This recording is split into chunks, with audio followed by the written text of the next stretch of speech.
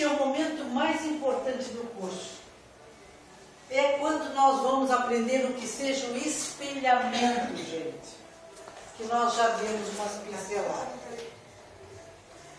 O espelhamento é o fundamental que o assistente precisa aprender.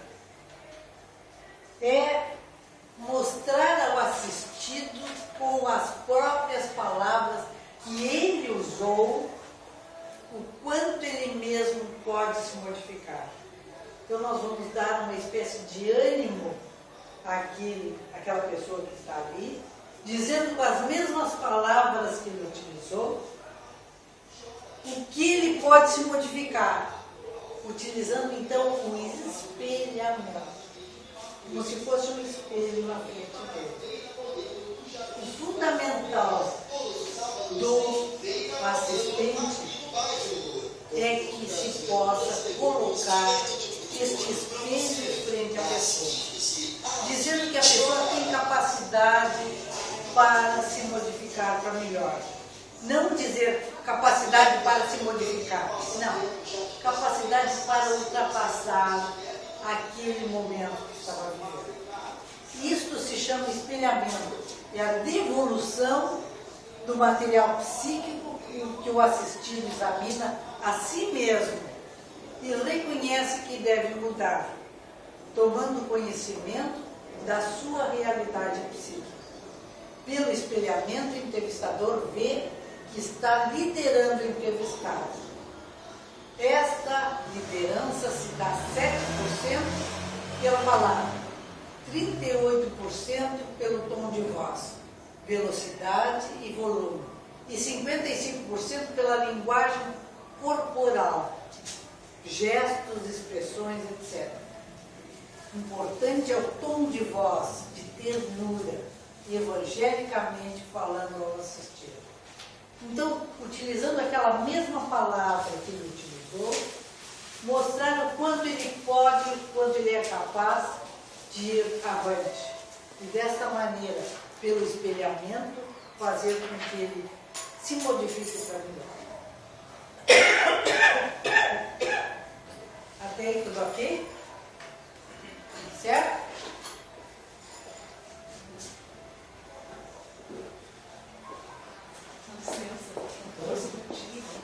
Obrigada. Obrigada. Vocês entenderam então o que é o espelhamento? O espelhamento então é o mais importante do curso inteiro. Certo? É vocês apreenderem, terem ouvido, terem captado tudo e devolverem com uma dose de realmente, vamos levantar a estima dessa pessoa, vamos fazer com que essa pessoa se sinta capaz de se melhorar. A capacidade de melhora é que nós precisamos aumentar. Certo? Através do espelhamento. Este, então, é o momento fundamental do curso. E da maneira como nós vamos agir. Certo? Entendido? Então, pode perguntar. A liderança se dá pela harmonia. E o adestramento... E o adentramento inconsciente do assistido, favorecendo a revelação exata de quem a pessoa é, sua realidade e seus motivos. Em contrapartida, o entrevistado ganha confiança, demonstra receptividade e toma consciência de sua realidade, iniciando o processo de autoavaliação. Aí não é mais o entrevistador quem irá resolver. Quem resolve é o assistido, que sente, reconhece e muda. Necessário, portanto, empatia, confiança, harmonia e liderança. Então, com essa autoestima melhor, que nós vamos mostrar que o próprio entrevistado tem, nós vamos fazer com que ele se sinta numa autoavaliação capaz de se melhorar.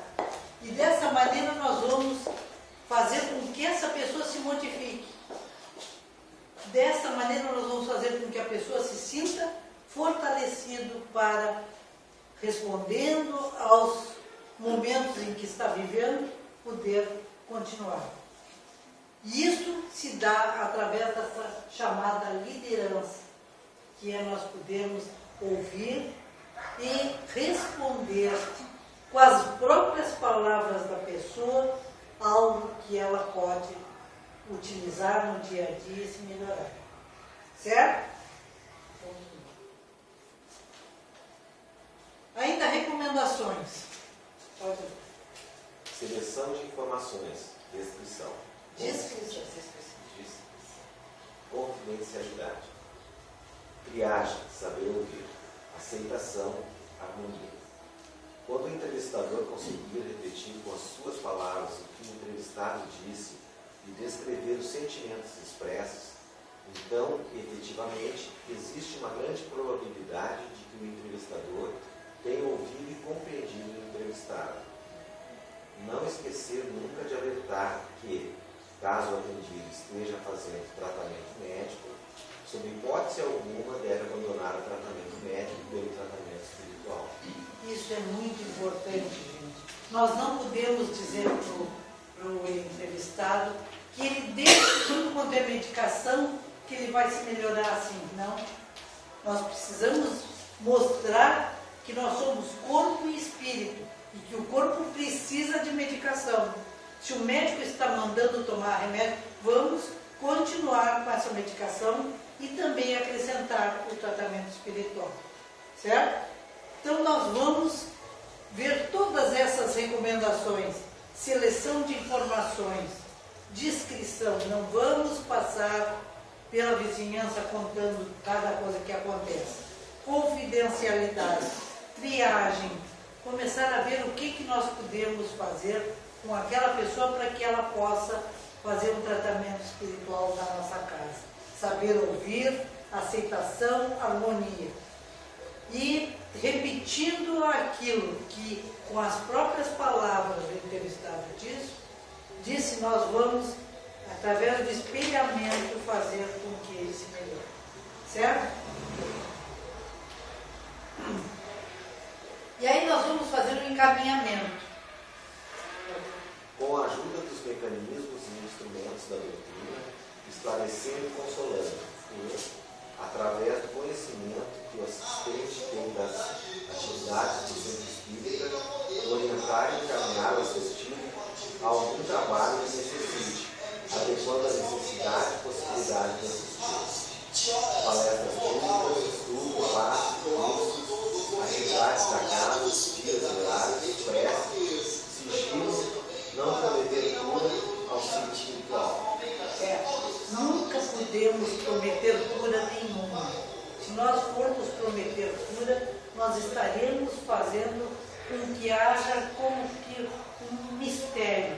A doutrina espírita não é misteriosa, ela é o mais natural possível. É uma doutrina de liberdade e por isso nós precisamos auxiliar, mas sem prometer coisas que não existem. Tá? Pode.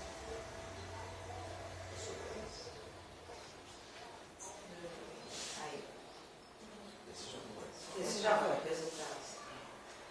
Resultados desejados e indesejados. Vamos ver. Desejado. O entrevistado deve ficar estimulado para empreender a modificação de seu comportamento nas formas de pensar, sentir e agir. Não desejado. O entrevistado não demonstra nenhuma vontade de modificação. Liderança. Empatia, confiança, harmonia, liderança. Liderado deve sentir, reconhecer, decidir e mudar. Certo. Então, o desejado é que aquela pessoa tenha vindo por vontade própria e que aceite essa conversação com o entrevistador. E que o entrevistador tenha tido de tal maneira a possibilidade de fazer com que ele sinta, através das suas próprias palavras, o que foi dito e que tenha vontade de se modificar.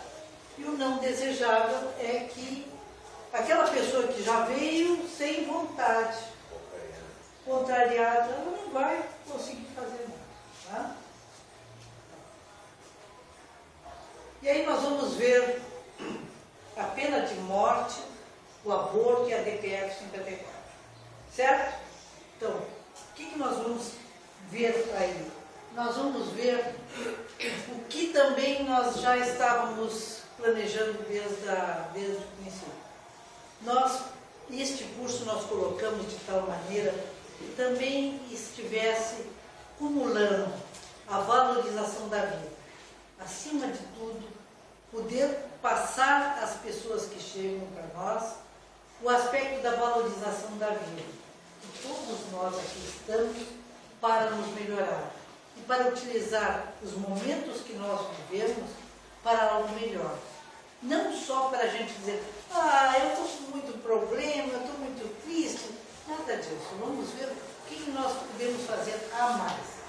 Então nós vamos examinar e o atendente precisa ter conhecimento disso tudo a respeito da pena de morte, do aborto e da DPF 54.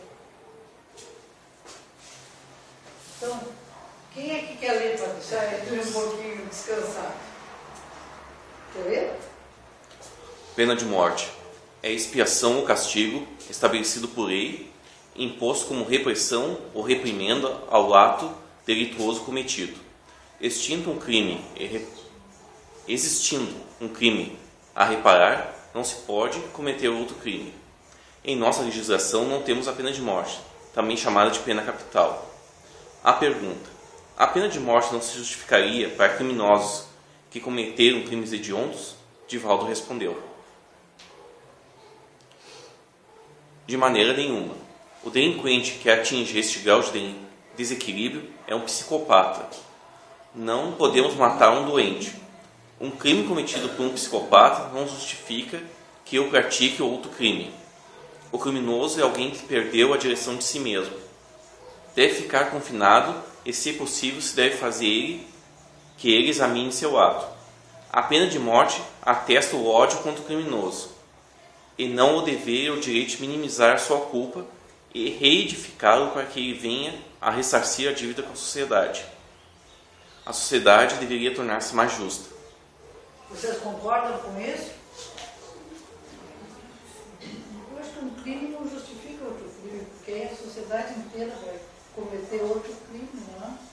Ainda mais se é um psicopata, nós vamos realmente matar um deles, né? Isso nada. E ele vai continuar perturbando o desencarnado, Pior procurando outros psicopatas e instigando eles a fazer isso. Exatamente. Existe algum tratamento para esses casos de psicopata?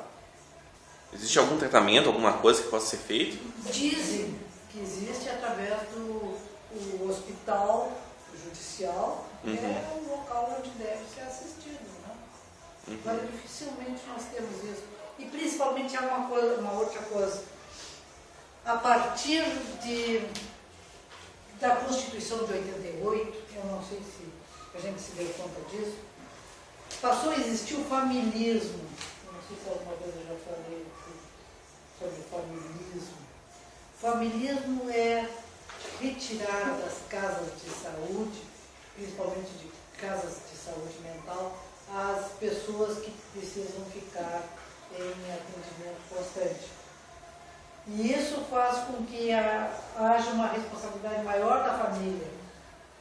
Mas, às vezes, não chega, claro, a famílias que existem pessoas educadas e pessoas que têm capacidade intelectual para poder ajudar aquela pessoa. Aí aquela pessoa, no instante, se melhora. Agora, existem famílias que não dão o tratamento necessário para esses familiares doentes. Então, esse familismo veio a dar certos problemas. Se esvaziou de certos sanatórios mentais, mas aconteceu muita outra coisa, né, depois disso. Então, este familismo teve este lado negativo, né, que realmente nós não podemos deixar de ver. Por outro lado, as famílias que têm capacidade mental para poder ajudar as pessoas doentes ganharam muito com isso.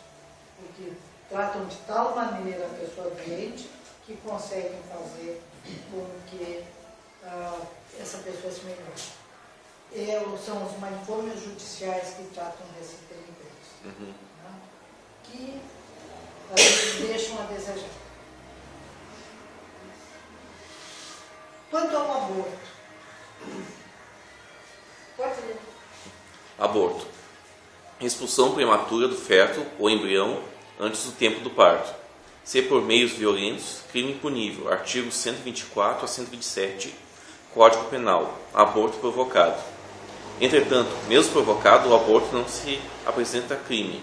C. A. Não há outro meio de salvar a vida da gestante. B. A gravidez resulta de estupro e é precedido de seu consentimento do consentimento da gestante, ou quando incapaz de seu representante legal.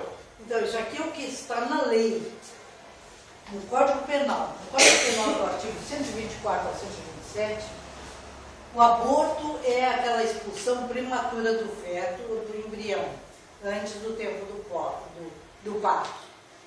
Não é punível pelo Código Penal, se não há outro meio de salvar a vida da gestante, ou se a gravidez resulta de estupro e é precedido de consentimento da gestante ou do seu representante legal, se a pessoa é incapaz, certo? Isso é o que está no Código Penal, tá?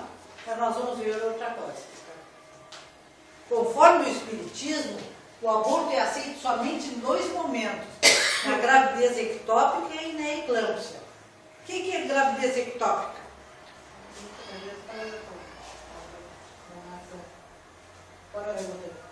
A gravidez fora do útero. Então, quando a gravidez é fora do útero, se diz gravidez tubária, se forma o ovo, ou o ovo caminhando, ele se encontra nos tubos, naqueles tubos antes de chegar ao útero. Nas trompas, exatamente.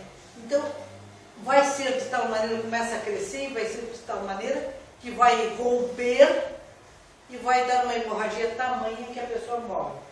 Então, essa gravidez tubária é chamada gravidez ectópica. E a eclâmpsia é quando a pressão alta e a pressão baixa de tal maneira se encontram que há um choque na pessoa e a pessoa realmente vem a falecer. Então, é necessário, neste momento, um atendimento muito rápido à mãe e fazer com que haja este aborto, porque a mãe está realmente em um atendimento em um momento tão difícil que está com risco de morte. Tá? Posso falar, doutor? Sim? A minha filha teve, ela ficou 15 dias de repouso, tomando medicação para controlar a pressão. Aí fez uma cesárea programada e deu tudo certinho. Que coisa boa! E hoje em dia tem todo um cuidado maior, né? Eu também acho que entra na questão da eclâmpsia o atendimento hoje em dia, né? Que já, por ser um atendimento mais adequado, eu acho que já sai também fora da parte do espiritismo, porque até nisso o espírito está se preparando para passar por um problema, por uma dificuldade anterior à sua vida, que seja necessário. Exatamente. Para ele, né, a aceitação de mãe, a aceitação do filho, é um processo que a gente há de estudar também, né? A aceitação de uma nova vida. Uma nova vida. Eu acho que houve porque ele ficou, Deus no 7º mês, ele não se virou, ele ficou encostado no nosso apoio. Até a madrinha dele disse que ele estava esperando, encostado no muro, esperando o mundo acabar, porque não se mexia, estava ali. E agora? Agora já está lá na aula de Que beleza, que beleza. E a DPF 54? Arguição de descumprimento de preceito fundamental.